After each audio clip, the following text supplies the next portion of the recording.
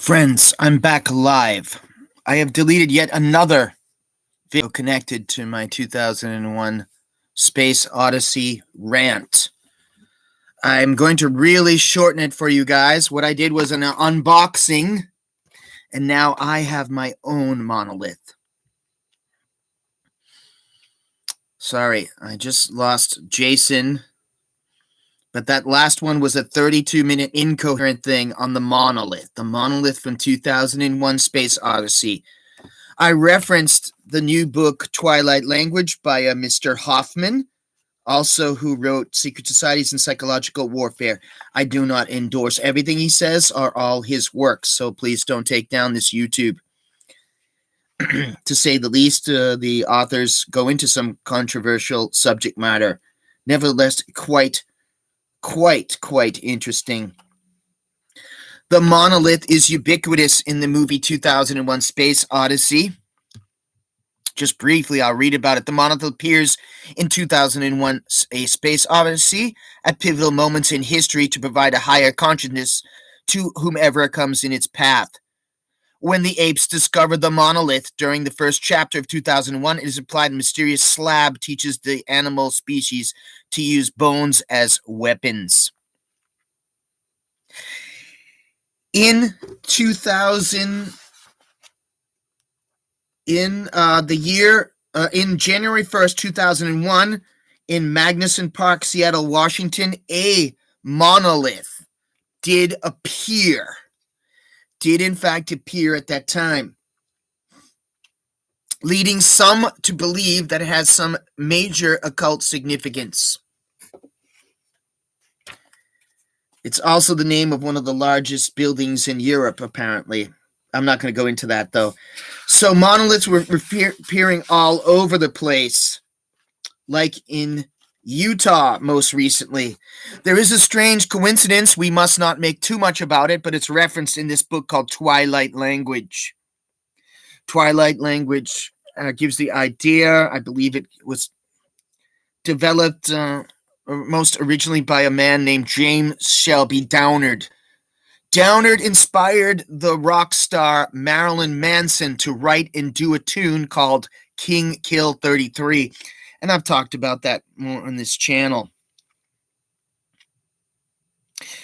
It is a weird coincidence. It doesn't mean it means anything, but there was an extremely strange halftime show done by Madonna, the pop star, during Super Bowl XLV1 46, in other words, February 5th, 2012.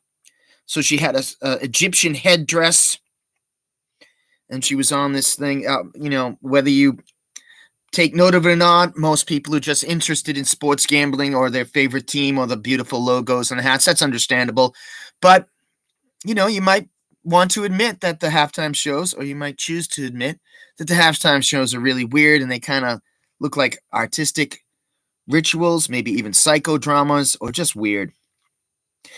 So one of the performers, Sketchy Andy Lewis, is a very talented slackline performer. He does high altitude stunts, and he was involved in the halftime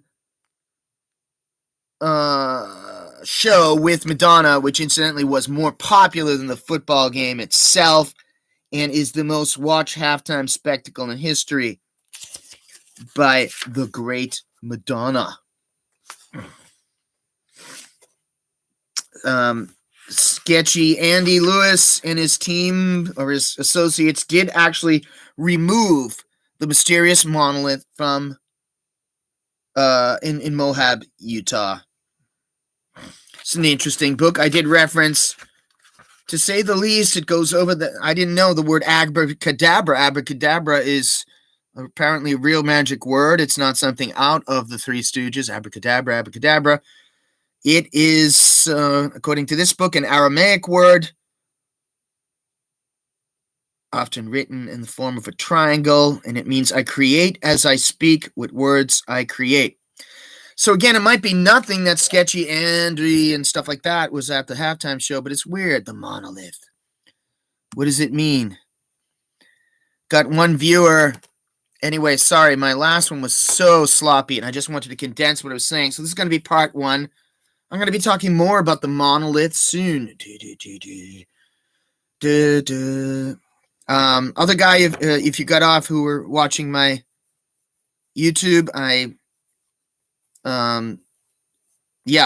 was going to check out your channel. But again, forgive me. The other one that I posted was so sloppy.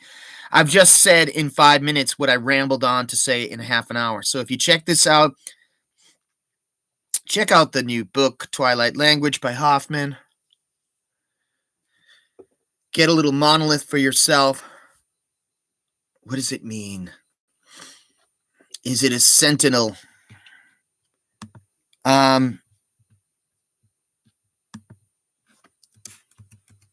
Meaning, I'm just going to be a little bit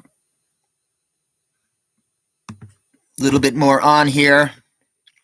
The monolith in the movie seems to represent an even trigger epic transitions in the history of human evolution.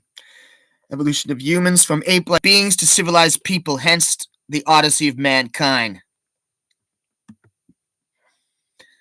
A black monolith shaped like a domino appears at the moment in prehistory when human ancestors discover how to use tools, and another one was later found in the year 2001 just below the lunar surface, where it reflects signals toward Jupiter's moon.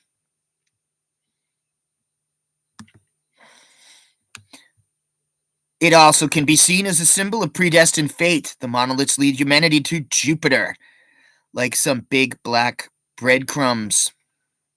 Also, it isn't like the early humanoids or Bowman decided they wanted to become the fulcrum for the next stage of humanity's evolution.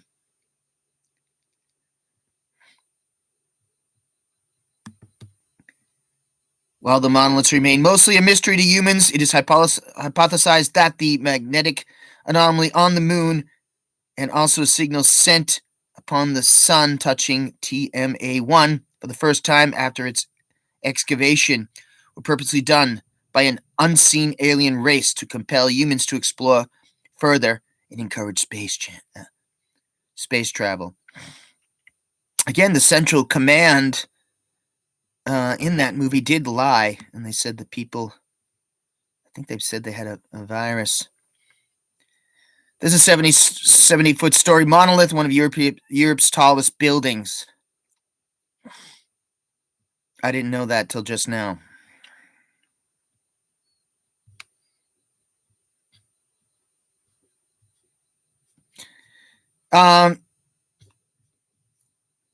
Monolith. So is Moab, Utah.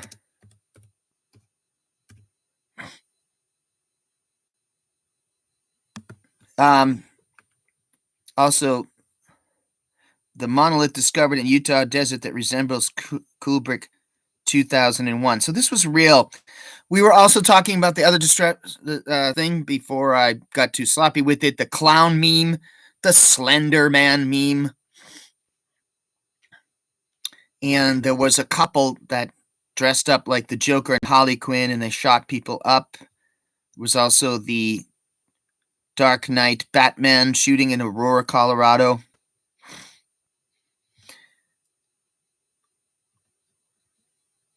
So, and again, right on the year 2001, there was a big one discovered in Washington State.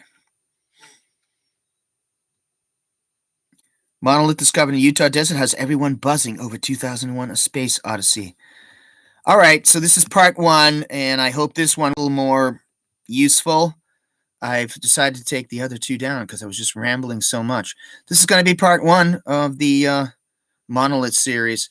I hope there was anything useful to you here on this. Comment, like, and subscribe, as they say. They're probably going to take this YouTube down, so enjoy this and whatever. Take my... I'll review that book another time. I'm also going to be doing the underground hit, Between Two Ages, The Technocratic Era by Zbigniew Brzezinski, of course. All right, have a good day. I hope this one is more useful. I got it down to 10 minutes or so. Ciao.